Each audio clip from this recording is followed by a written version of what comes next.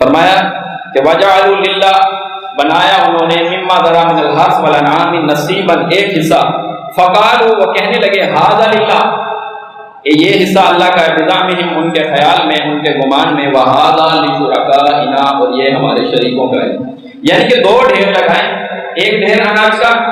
جانوروں میں سے ایک حصہ، ھذا للہ، یہ اللہ کا ہے، اور فرمایا دوسرا ڈھیر لگائیں، اناج اکٹھا کیا،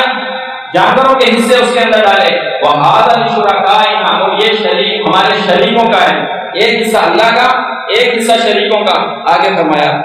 فرمایا فَمَا كَانَ لِشُرَكَائِهِمْ فَلَا يَصِلُ إِلَى اللَّهِ،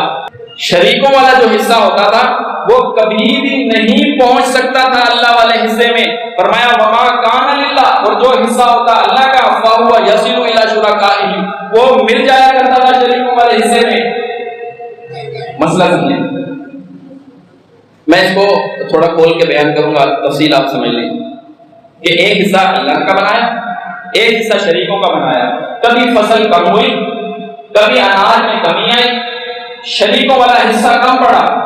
اللہ والے حصے میں سے بوے بھرے، اب اللہ والے حصے کے اندر سے برتن بھرے، شریکوں والا حصہ پورا کر دیا، اللہ والا حصہ مل گیا شریکوں میں، اور کبھی اللہ کا حصہ کم پڑتا تھا تو وہ ایسے ہی دے دیا کرتے تھے، شریکوں والے حصے میں سے کبھی نکال کے اللہ کا پورا نہیں کیا۔ اناج کم ہوتا ہے، کہتے ہیں اللہ غنی ہے، ادھر اناج کم ہوتا ہے، ادھر اس مقدار کے حوالے سے کوئی چیز کم پڑتی ہے، نہ اسے پورا کرو، بزرگ ناراض ہو جائیں گے، بھینسوں کے تھنوں سے خون آ جائے گا، ایسے ہی ہے نا، ایسے ہی ہے نا کہ اسے پورا کرو، تین آدھی مار پہ جڑی۔ یہ اللہ نے فرمایا ساء ما یحکمون، کتنا برا فیصلہ ہے جو یہ کرتے ہیں۔ کیا برا فیصلہ ہے؟ حصہ نہیں ملنے دینا چاہیے، حصہ بنانا برا فیصلہ ہے، دوسرا حصہ بنانا یہ برا فیصلہ ہے۔